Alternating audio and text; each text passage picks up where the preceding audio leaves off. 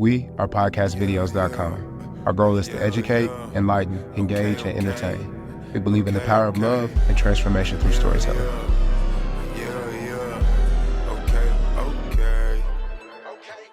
Ladies and gentlemen, boys and girls, friends and family, I am Baang of podcastvideos.com. I am the marketing director and social media manager here, and I'm here with some really, really good people, in my personal opinion. To my left, I have... My name is Brooke McNeely. I am the Director of Studio Innovations here at Podcast Videos. And Parker Dodson, Director of Sales. Parker, it's been a long time since we've seen you in here. I know, man. It's been a hot minute. I'm in just meetings all the time. How do you feel being back? It's good. I like being back in here and recording with you guys. I always get to come in and see y'all doing it, and then I'm like, I've got a meeting I got to run out to, so I can't join you kind of thing. You've been grinding, bro. It feels good. Yeah. It feels good to get back. Well, listen, I'm going to let you kick it right off. Today we're talking about 3 things that you wish you knew or that you would have done differently as you were building out. Because I don't know how many people know, like, you actually designed, you know, where we are now. Brooke's come along and helped innovate a lot, but the basic ground level was, you know, all your brainchild. So there's a drawing. Yeah, in the front. the If you come and drawings up visit, you front. can see the Parker's drawing. Yeah, I kept it folded up and in the drawer, and then Bob took it out one day and framed it, and I was like, yeah. It's cool. We don't need to frame it. we need to frame that, bro. We gotta see where we came from. It is kind of cool, though, to see like that original aspect kind of carry over into the final product, like the different things like the piping and the shape of the front desk, things like that. It was kind of cool to see it. Man, it's hard to say like what you would change. Again, we went into this very blind. The old studio, I know Brooke had been there several times. You'd been there a couple times too, you know, and it was just kind of a working with what you had kind of scenario. It was acoustic curtains. It wasn't really a purpose-built room. So all of these are purpose-built. That's one of the main things, like the exposed ceiling grid is cool. That's probably one of the main things that I would change. It serves its purpose. It needs a little bit of reinforcement here and there. Essentially, the cameras and lights in almost every room are pretty much in the same spots. Sure. Would be probably been really nice back to kind of know that and like, hey, let's just put maybe more of a central mounting system, and then let's leave the ceiling where it is, the rest of the spaces, and maybe just put more sound dampening in there.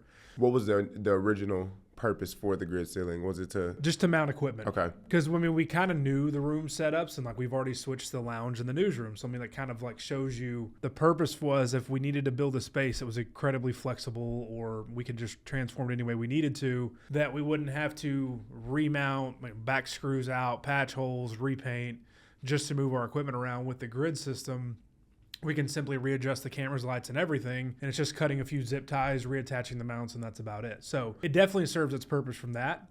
We don't need the amount of mounting points that we do have in here. But yeah, going back on that, I would probably do more of a centralized mounting that's maybe a little bit more sturdy than just a ceiling grid.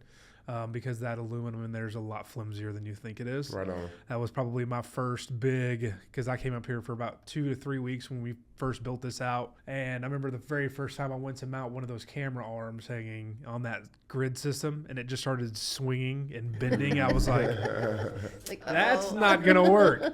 So that was a brief moment of panic, because it was like, this is how all the cameras are mounted, all the lights are mounted. Like, if this doesn't work, the exposed ceiling grid is completely pointless. That would be the first big one. Second big one. Whew.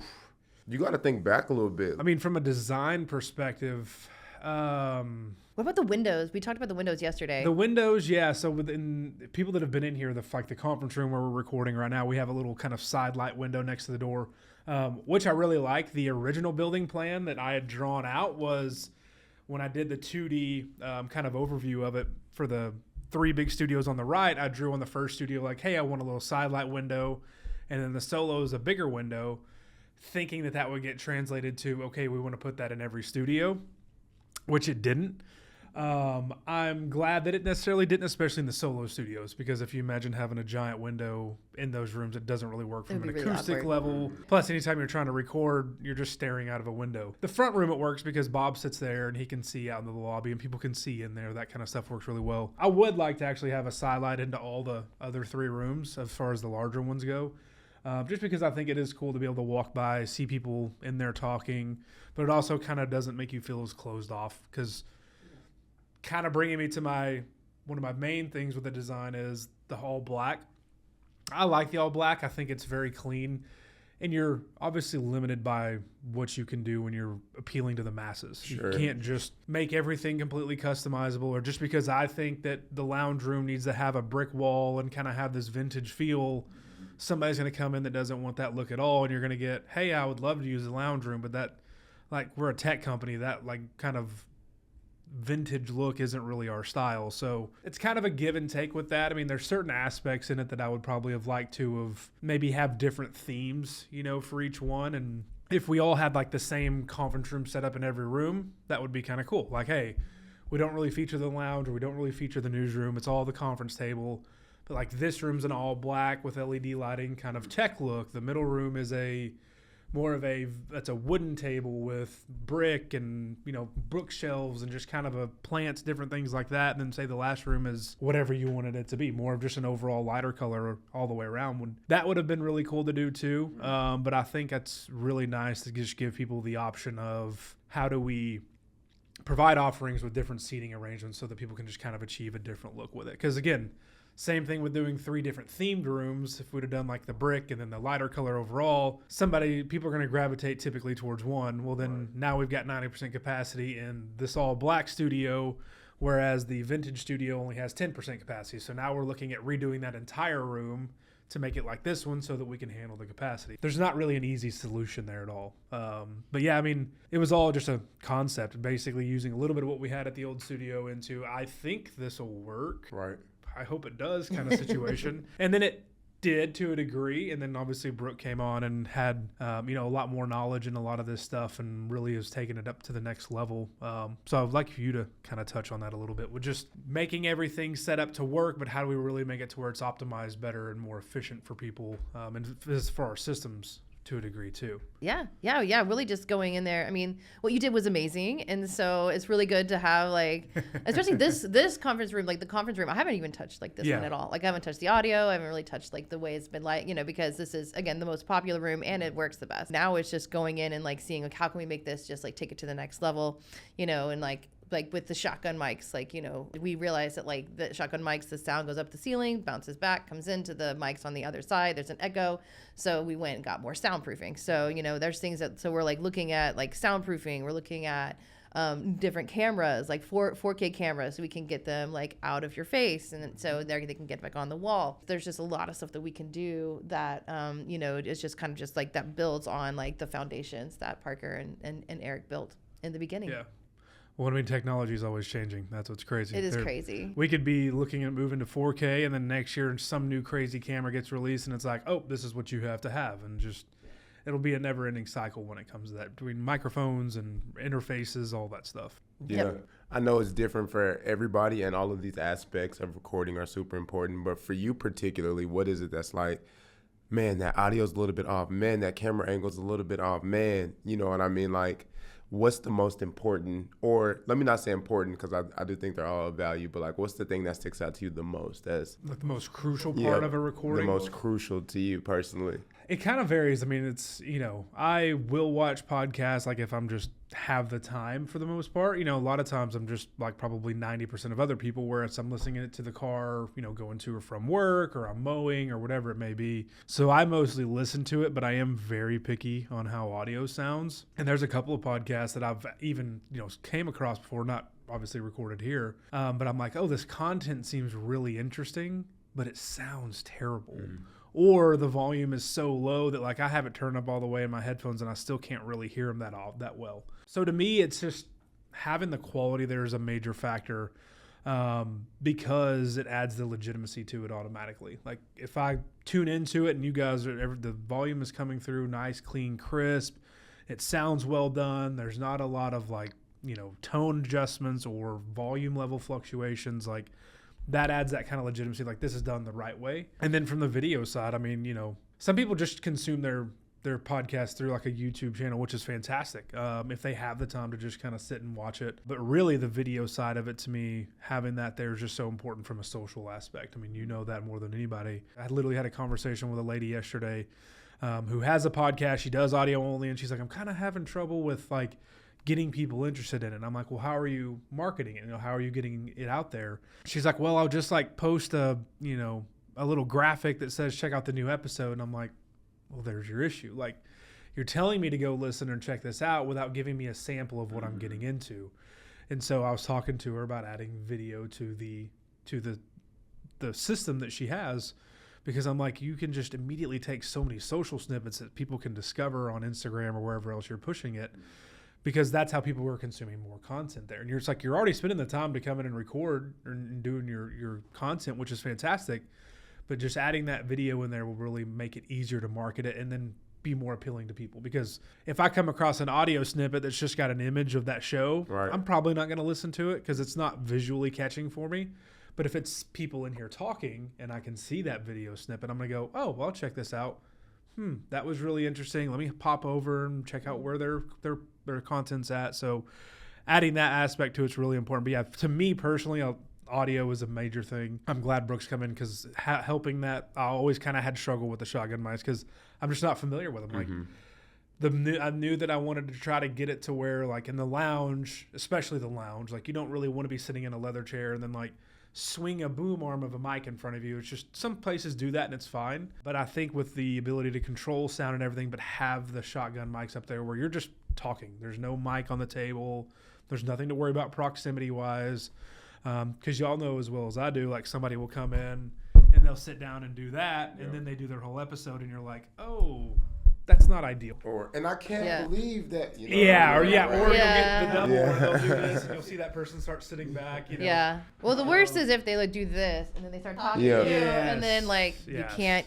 That's not how the mic works. Yes. It is directional. Yes. Yeah. So I mean, the shotgun mics do at least help with that, being able to, when you're sitting in that lounge room, it's not as much as a focus on your brain to, hey, you need to stay right up here on this microphone. So I have a lot of people that have just started using the lounge room just because they're like, yes, I look the look and feel of it, but they're like, I just like not having to worry about having a mic in front of me. Like, I just like that feeling. So it's kind of interesting how it all unfolds that way. Yeah, I back them up though. Audio is the most important thing. I think that's why I started with the audio, because like people, you can forgive a lot of things, but the audio, if you don't have the audio, you don't have people engaged and they're not listening. Totally. And so that's why like audio is like number one important for anything I've ever done with like film. Audio is number one. And then second is, you want to have good angles and you want to have people in focus. You want to be able to see their face because that's what people connect with is other faces. Right. And so like, that's why, it's like when you put out a social clip, you want to have like, it should be engaging. It should be people that are like looking, you want to see that person that you're talking to. You want to see their eyes. That's like second, but audio is always number one. It's interesting how much of this is subconscious. Like you can tell when something is really a high quality recording, and like you said, you give it a different level of reverence in your mind without even realizing it. You're like, oh, this is official, this sounds really good. Whereas if you hear something that's a little bit less quality, not to say that like people shouldn't create with what they have, but you can just instantly tell that difference. I mean, it's like being an artist, I'm sure you've produced very rough cuts of songs where when you listen to it, you're like, oh, it's good. Yeah. But then whenever you come back and hear that final version of it, you're like, okay, like here's the depth of it. I can actually hear everything I want to now. So it's if you were just to release that rough cut, some people like that sound overall, but like if you were just to release that rough cut and not the final version, it just kind of takes away that like, oh, okay, this went from he just like recorded it in his garage on his own, which is still really cool. Right.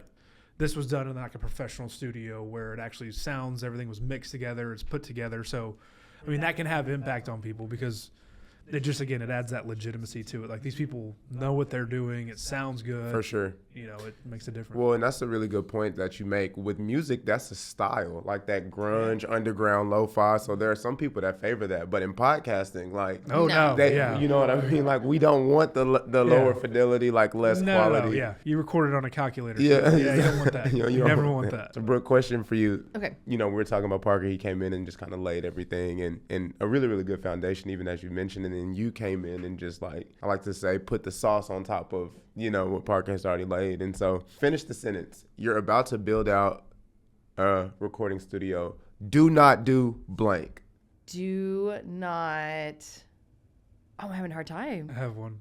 What? I would say do not use hard surfaces from a sound thing. I think if you're building a studio, to me, it's all about controlling that room, like controlling the sound within that room. Like I had a meeting with a guy last week. He's got a practice that he's wanting to put a little corner podcast thing in, but he's like looking at putting it in like a conference room area that's going to have all laminate floors. And I'm like, now granted, it's just going to be usually one or two people. That's not terrible, right? But if you were to get 4 people in there trying to have a conversation, the sound is just going to be insane. to me, the number one thing I would think of is just, if I'm building out a new studio, I wouldn't say it's a do not do this. I would say the more focus should be choosing the right location for it within your space, because that's going to make a big, big impact. Yeah, it's more like what to look for, Yes. what not to do. It's like these are the things to look for. Like if you can control where the HVAC system goes, don't put the HVAC system next to the biggest studio. Like move it as far away from the studios as possible, because no matter what you do, that HVAC is always going to be, sound pollution. So it's more like of just like the things to look at. Like these are like, when you walk into a room, these are the things you want to look at. It's like make sure that it's got have carpeting, like make sure you can soundproof, make sure it's customizable, because one thing I've learned since I've been here, we're trying to like standardize everything and make it really easy, but nobody wants standard. Like they want it like you have the base of standard, but then everybody comes in, they're like, well, can I do this, can I do that, can I do this? So you need to be able to customize really quickly, and then move it back to the standard really, really quickly, which is another thing that we're working on right now. It's just like, how can we just kind of make it customizable for like, okay, this is how you customize it for 2 people. This is how it's for 4 people. This is how it's, this is how you do it for like this certain family. But then you also want to be able to reset as fast as possible to go to like, so another family can come in. That's a good point. If you've got an existing location, picking a good room for your podcast would be like picking the same room for a tornado shelter. Like an interior room. It has no external walls. So I mean, think about road noise or emergency vehicles. Like you can cut a lot of that stuff out. But an interior room, as little as windows as you possibly can, just from a sound control perspective. The bigger the room, the more of an echo you're going to have automatically. Not always. I mean, if it's super large, sound can just kind of wander off into existence. But, having it just nice, small interior room, like would just be perfect for it. And then make sure it has the carpet, sound dampen it as much as you can. Make sure there's not a, person sitting in the office right next to you whose phone rings 75 times a day. Like avoid that kind of stuff, because it can get really loud and distracting. Don't put it next to bathrooms. Don't put it next to a toilet flusher. Like, don't put it next to your copy room or anything like that, because all that stuff is heavily used and makes a lot of noise. One thing too that we have one in our house, and I love it. And so if you were in like a 1-story building, or if you're at the top, solar tubes. Have you ever seen a solar tube? It's amazing. So it's like this, it's like literally just a tube, and it goes to the outside, and like the light comes in and it bounces and refracts and then comes out, and it just diffuses. And it's like, so it's like a skylight sort of. It's a skylight, but it's really small. And so you don't have to worry about like any kind of soundproofing, and it diffuses the light, and like it looks really beautiful. So like it's kind of like a can light almost in a way? Yeah. Like it's just like a little can light. It's kind of like that light up there. Yeah. And it comes in and just like diffuses everything. And it's like, and it's the most beautiful light. And we have it in my bathroom. So I would never do a podcast in my bathroom. But like if you have the worst place to do the worst place to do a podcast. But if you have like the opportunity, the capability of like actually moving, like if you have like a way to put a solar tube in, then you get that natural light without getting like the soundproofing I've never even heard of one of those. Yeah, me neither. I'm very interested. Yeah, that sounds kind of cool. That's fancy, bro. Yeah, solar tubes.